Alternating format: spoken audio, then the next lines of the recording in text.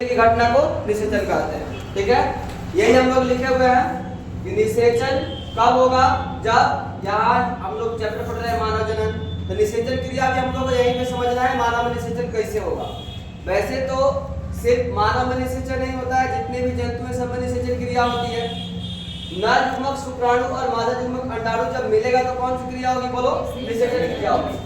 तुम लोगों को बताए हुए थे कि अंडवाहिनी में ये जो शुक्राणु होता है अंडाणु से जाकर क्या करता है, मिलता है। और ये भी बताया तुम लोग कि अंडाणु और शुक्राणु मिलेगा कहाँ पे, अंडवाहिनी के किस भाग में मिलेगा, स्टमस और एम्पुला के बीच में। बता दिए ना, स्टमस और एम्पुला के बीच में जाकर जब दोनों मिलेगा तो कौन सी क्रिया हो जाएगी, निषेचन क्रिया हो जाएगी। ठीक है, अब निषेचन कितने प्रकार का है ये भी जान लेना है। हम लोग पहले से भी पढ़े हुए निषेचन का मतलब निषेचन कितने टाइप का होता है, कितने विधि से होता है, क्लास 11 में भी हम लोग पढ़ चुके हैं इसको। यार फिर दोबारा समझ लेते हैं कि निषेचन कितने विधि से होती है, दो विधि से। पहला है आंतरिक निषेचन, दूसरा क्या है, बाह्य निषेचन। आंतरिक निषेचन का मतलब क्या होता है, इंटरनल फर्टिलाइजेशन, यानी जब निषेचन शरीर के भीतर होगा। कहाँ होगा, शरीर के भीतर, तो क्या कहेंगे इसको, आंतरिक निषेचन। जैसे मनुष्य में होगा, बकरी में होगा, कुत्ता में होगा, गधा में होगा, घोड़ा में होगा, सब में कौन निषेचन होगा, बोलो, आंतरिक निषेचन होगा। समझे ना, कहे घोड़ा का नाम से क्या हंसते हैं, घोड़ा इंसान नहीं है, सॉरी जंतु नहीं है, घोड़ा इंसान नहीं है, जंतु तो है ना। कभी कभी आदमी भी घोड़ा बन जाता है कि नहीं जी, आदमी भी घोड़ा बन जाता है। देखिए बाह्य निषेचन क्या होता है, एक्सटर्नल फर्टिलाइजेशन का मतलब होता है शरीर के कहाँ होगा, बाहर होगा। क्या जी, शरीर के बाहर होगा। जैसे पानी में इसका सबसे मुख्य साधन है पानी, इसमें निषेचन क्रिया होता है। अब मेढक देख लीजिएगा, मेढक, छिपकली, मछली, इसमें निषेचन क्रिया कहाँ होता है, पानी में हो जाता है। इसके लिए माध्यम चाहिए, क्योंकि ये हाँ मछली में भी निषेचन जो होता है, छिपकली उसके पास भी निषेचन, छिपकली में वो भी अंडा जो देती है उसका निषेचन बाहर ही होता है, दूसरा सतह भी हो सकता है। ऐसे नॉर्मल कोई जमीन भी हो सकता है ना, भूमि हो सकता है, कोई समतल भूमि हो सकता है, पानी हो सकता है, कहीं कोई जंतु चट्टान पे भी जाके अपना अंडा दे सकता है, वहां पे निषेचन क्रिया हो जाएगा। कोई घोंसला में दे सकता है, वहां पे निषेचन क्रिया हो जाएगा। तो इसका अलग अलग माध्यम हो सकता है। जैसे भाई ये पॉपुलर चीज है कि मेढक में कैसे निषेचन होगा, आप लोग जानते हैं, मेढक अंडा देता है पानी की सतह पर, छोड़ता है ना, तो इसका जो फीमेल वाला फ्रॉग होगा, मतलब जो मादा फ्रॉग होगी, मेढक होगी, वो अपने अंडे को पानी की सतह पर छोड़ देगी, और जो नर वाला मेढक होगा वह अपने शुक्राणु को, स्पर्म को छोड़ देगा उसमें। दोनों आपस में क्या करेंगे जी, मिल जाएंगे। अच्छा, आप लोगों को समझाया गया था मेटामॉर्फोसिस प्रोसेस, याद आ रहा है, मेटामॉर्फोसिस किसमें होता है, मेटामॉर्फोसिस फ्रॉग में ही होता है, मेढक में ही मेटामॉर्फोसिस आप लोग को समझाया गया। मेटामॉर्फोसिस का मतलब होता है वही आपके पानी के सतह पर शुक्राणु और उसके अंडाणु का मिलना, निषेचन क्रिया। मेटामॉर्फोसिस के माध्यम से फ्रॉग नया जो होता है अडल्ट बन जाता है, मतलब संतान उसका उत्पन्न होता है। कैसे कैसे बनता है आपको बताया गया था, पहले टोडबुल बनेगा, उसके बाद में फिर एडल्ट बनेगा, फिर मेढक बन जाएगा। ये रहा इसका उदाहरण। अब हम लोग देखेंगे सर यहाँ निषेचन क्रिया जब हो गया, जैसे देखिए ये आपका यहाँ पे समझेंगे, ये है फीमेल के बॉडी में जो मिलता है अंडाशय। बताइए अंडाशय में क्या रहता है जी, अंडाणु रहता है, ये तो पता है आप लोगों को, क्या रहता है जी, अंडाणु रहता है। अच्छा अंडाणु बताइए, ये नर युग्मक की मादा युग्मक, बोलो, मादा युग्मक है। कौन युग्मक होगा, मादा युग्मक। इसलिए मादा युग्मक कहेंगे क्योंकि मादा के शरीर में होगा, तो मादा युग्मक होगा ना। जो नर के शरीर में होगा उसको नर युग्मक कहेंगे। अब ये अंडाशय से फैलोपियन नलिका का कौन सा हिस्सा टच में रहता है, झालर। कौन सा हिस्सा, झालर, जो वास्तव में झालर जैसे इसका स्ट्रक्चर होता है। क्या जी, ऐसे ऐसे झालर जैसा इसका स्ट्रक्चर होता है, बताए थे ना आप लोगों को। और यहाँ से ये वाला स्ट्रक्चर ऐसे निकलता है, देखिए यहाँ पे कीप जैसा रचना बन जा रहा है कि नहीं। तो इस फर्स्ट वाले पार्ट को, अंडवाहिनी के पहले हिस्सा को कीपर क्या कहते हैं, पहले से बता दिया, याद है ना। ये है अंडाशय, देखिए ये है अंडाशय, और ये क्या है, झालर। कौन चीज है ये, इसको हम लोग फिमरी कहते हैं।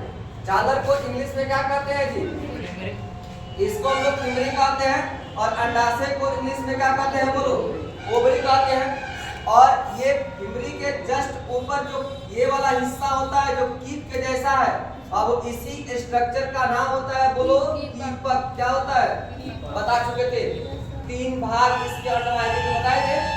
अब कीपक को इंग्लिश में क्या लिखे थे, इनफंडिबुलम। क्या लिखे थे, इनफंडिबुलम। इसको अंग्रेजी में कहते हैं इनफंडिबुलम। और ये इनफंडिबुलम के थोड़ा सा आगे जाएंगे अंडवाहिनी में तो आपको कुछ यहाँ चौड़ा जैसा हिस्सा मिल जाएगा, यहाँ पे थोड़ा सा, ठीक है। यहाँ पे कुछ हल्का सा यहाँ चौड़ा स्ट्रक्चर मिल जाएगा। इसके बाद श्रिंक कर जाता है फिर की रचना। देखिए तो ये जो चौड़ा वाला हिस्सा मिलता है यहाँ पे, इस हिस्सा का नाम यहाँ पे ए लिख देते हैं और यहाँ पे बी लिख देते हैं। इसको हम लोग क्या कहें, बोलो एम्पुला। इसको क्या कहें बोलो, एम्पुला। और एम्पुला को हिंदी में बोलो हाँ तुम्बिका कहेंगे। क्या कहेंगे, तुम्बिका। और इसके बाद अब जो अंडवाहिनी का नली है वो सिकुड़ जाती है। ये नली क्या करती है, सिकुड़ जाती है। अच्छा ये तो पता है कि सर ये क्या है, ये तो पाइप है, मांसल पाइप है, रचना है। अंडवाहिनी, वाहिनी मतलब होता है पथ, रास्ता।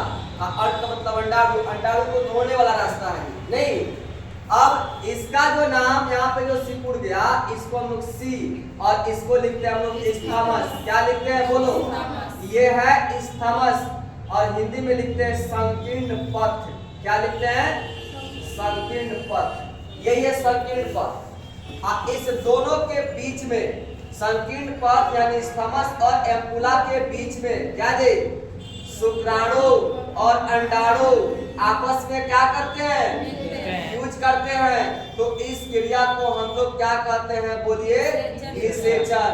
यहाँ पे हम कह सकते हैं fusion of male and female gamete.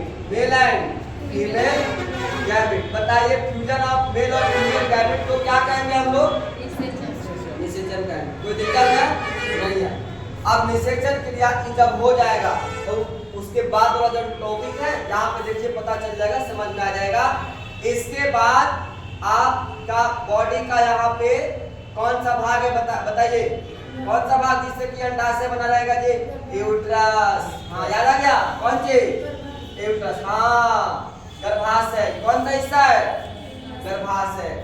ये है गर्भाशय वाला हिस्सा। देखो अब ये आपको तो पता है कि सर गर्भाशय जो होता है यहाँ एक किस चीज के द्वारा, लिगामेंट। लिगामेंट किसके द्वारा, लिगामेंट के द्वारा जुड़ा रहता है।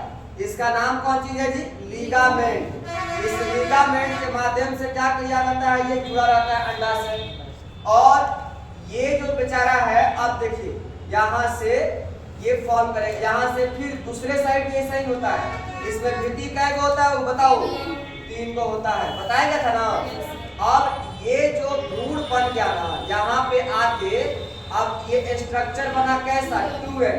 2n को हम लोग क्या करते हैं बोलो, जाइगोट। 2n का मतलब जाइगोट।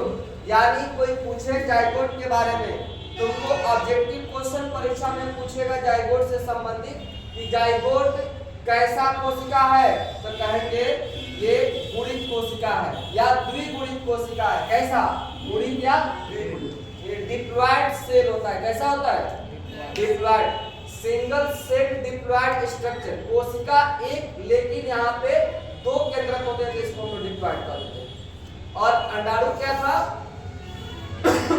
हैप्लॉयड। कैसा था, अगोड़ी। अंडाणु पूछेगा तो अगोड़ी, शुक्राणु पूछेगा तो अगोड़ी, लेकिन जाइगोट पूछेगा तो द्विगुणित। याद रहेगा ना, याद रखिएगा इसको। अब ये क्या करेगा, देखिए यूट्रस के अंदर वाला भित्ति का नाम बताइए क्या होता है, एंडोमेट्रियम। क्या नाम होता है ये, इसका नाम है एंडोमेट्रियम। बताया गया है ना, इसका नाम है एंडोमेट्रियम। दूसरी भित्ति का नाम क्या है, मायोमेट्रियम। ये मायोमेट्रियम है, मायोमेट्रियम। और लास्ट वाला पेरीमेट्रियम। क्या जी, लास्ट वाला क्या है, पेरीमेट्रियम। अब ये अंडा भित्ति और मायोमेट्रियम यानी बीच वाला जो भित्ति है, इसके साथ संपर्क करके बेचारा यहाँ पे आके चिपक जाता है ये, ठीक है। जाइगोट क्या कर गया, आप गर्भाशय में आके चिपक गया और जाइगोट को गर्भाशय के अंतःभिति और मध्यभिति यानी मायोमेट्रियम के माध्यम से चिपकना होता है प्रत्यारोपण। क्या होता है? प्रत्यारोपण। इसको हम लोग कहते हैं प्रत्यारोपण या अंग्रेजी में कह सकते हैं, बोलिए इम्प्लांटेशन। क्या कह सकते हैं इंग्लिश में? इम्प्लांटेशन। इंग्लिश में कहेंगे इम्प्लांटेशन, हिंदी में प्रत्यारोपण कहेंगे। ये आ गया, चिपक गया। अब इसके बाद इसका क्या होगा? विकास होगा, धीरे धीरे ये विकास करेगा यानी बढ़ेगा। समझ में आया बात?